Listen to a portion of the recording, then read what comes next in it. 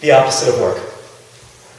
And how nice it is to smoke cigarettes, to get stoned on really good pot, to drag yourself behind yourself, to find new variations on the theme of warmth, so that when you curl up against me, I feel like half a set of apostrophe marks around some magnificent quotation, and I get to feel my body stop being my body. These realnesses, then, that overcome me, that merge apples and trees with your hand drawing them, both are covered in skin and come to a point. Untold declensions, then, and properly placed accent marks. The tongue that is also a finger, pointing down. Maybe we're texts, but maybe texts are like cotton, like anyone wearing cotton, or the opposite of work. I'm getting to enjoy feeling my socks sag around my ankles, and a mockingbird copies the sound of your insulin pump.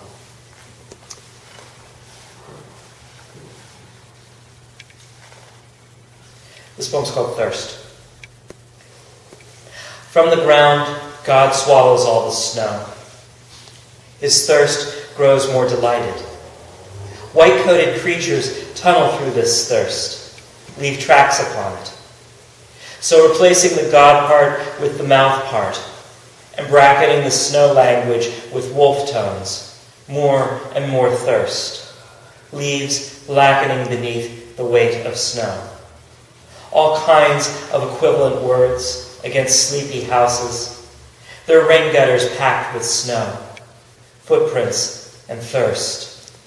Two bicycles against a retaining wall. The mouth part becoming the God part all over again. The God part stretching out, saying, this is what happens when you live here. This is what happens when you talk to me.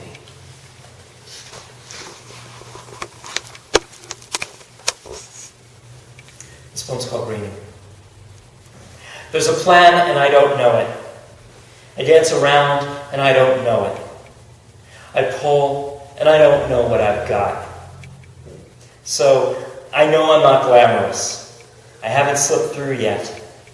Ticking green, green bodies, green thoughts, amazingly green, divine green, heavenly green. I am not afraid. I am at the table. I'm part of the conversation. I can bend spoons with my thoughts. I'm working on my moves, and I can bend spoons with my thoughts. That's my Uri Geller poem.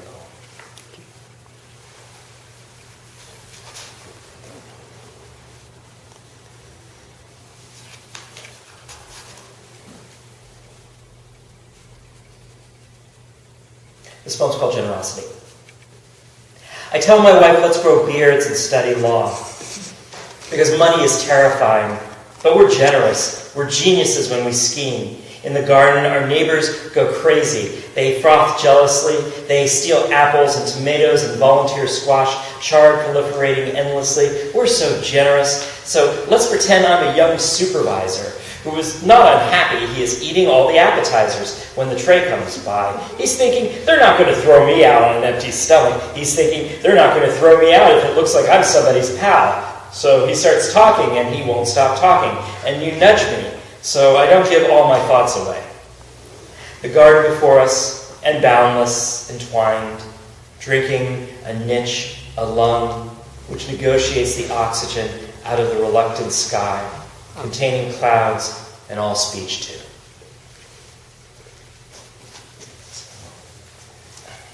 Bible book, it's good.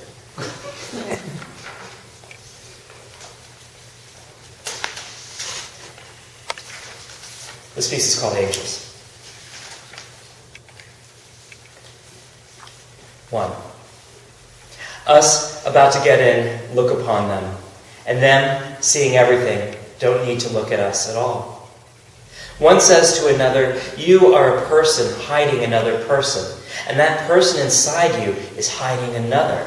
Whole families crammed in your elbow, nations behind your eye.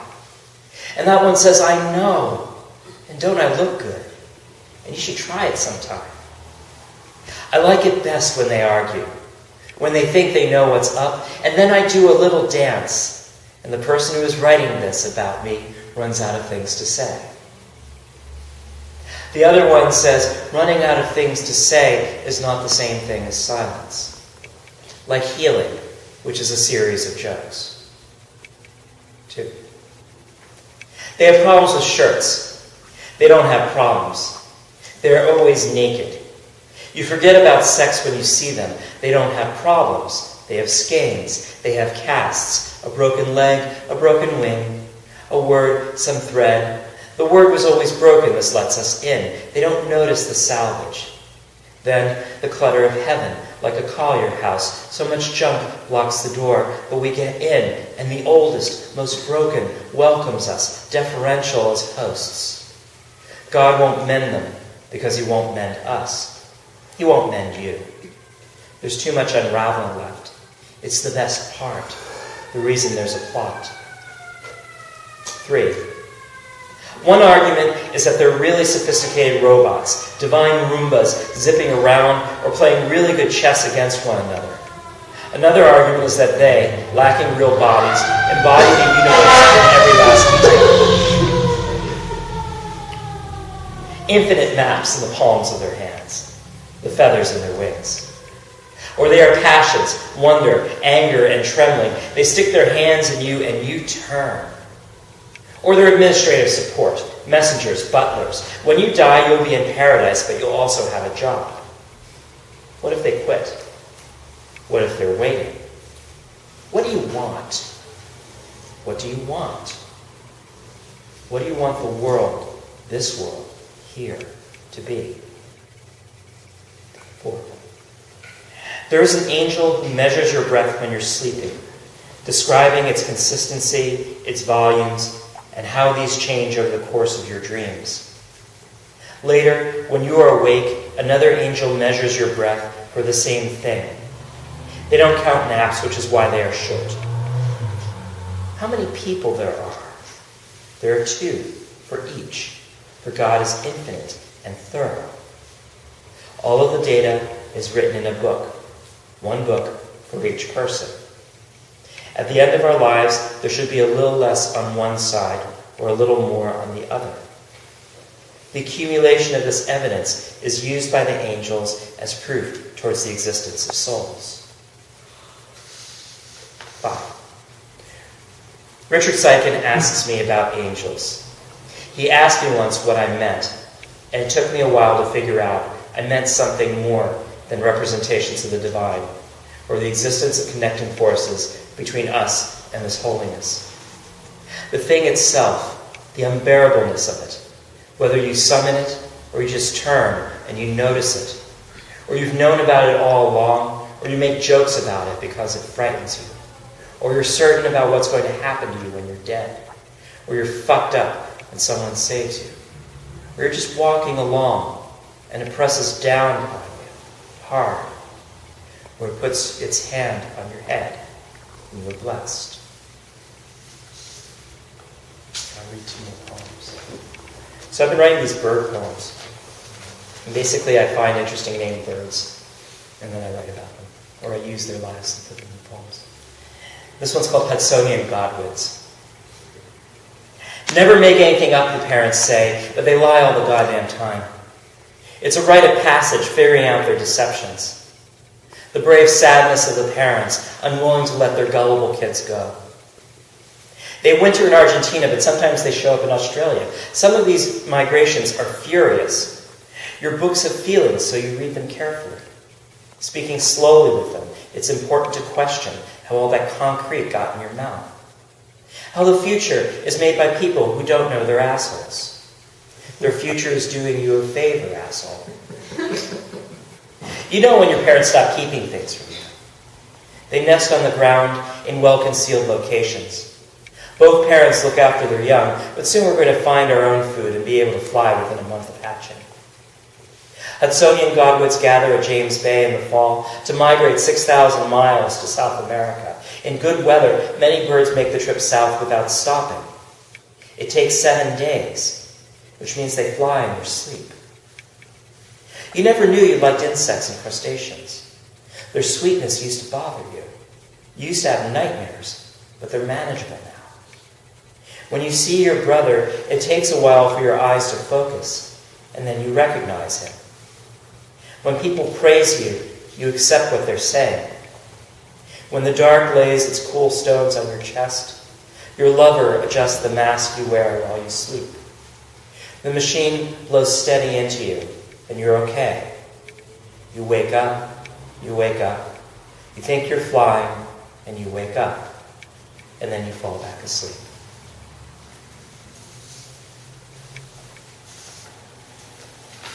And this last poem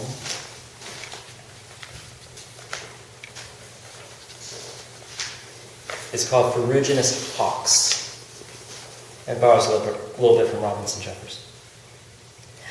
My mother's hat blooms with thoughts, which contribute to my birth 3/4 in a paperclip. Therefore, I prefer to be active with slow wing beats, or soaring with my wings held in a strong dihedral. They make you get up when the black sun illuminates all thinking. Maybe a boy among cows, holy as you pass them around. Among the Jews, I am a shadow. Among the shadows, I am a Jew. Okay, I deserve it.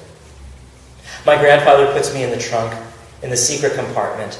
I climb through the trapdoor and sit in the audience as he reveals my knifed-out corpse, a body stuffed with paperclips. Their nests are made of ground debris, such as sticks, branches, and cattails. Old nests will be refurbished, nests of other species taken over and refurbished. Odd items, paper, barbed wire, corn stalks, plastic, and steel cable will be incorporated. Parts of the land get sold to cover property taxes, but I remain unconcerned. I'm thinking like a hawk already. I circle before I strike. How short you are, my mother says, shouldering me and laying me down in the crib to sleep. Bright power, dark peace. Bark from trees and shrubs used for lining along with grasses and cow shit. I keep hopping up and down. I keep circling, and no one notices me. You're not invisible, my grandfather says. We're just not paying attention to you. So I'm still in my dark phase. I'm deep rufous above and below. My legs and feet feathered down to my talons. I'm unreasonable. All my t-shirts are black. As I cross the street, the hawks see me. I'm big enough they don't bother me, but the other birds, they're singing their warning songs. I whistle, and my mother knows what I'm doing, but not even she will tell me it's time to come home. Thank you.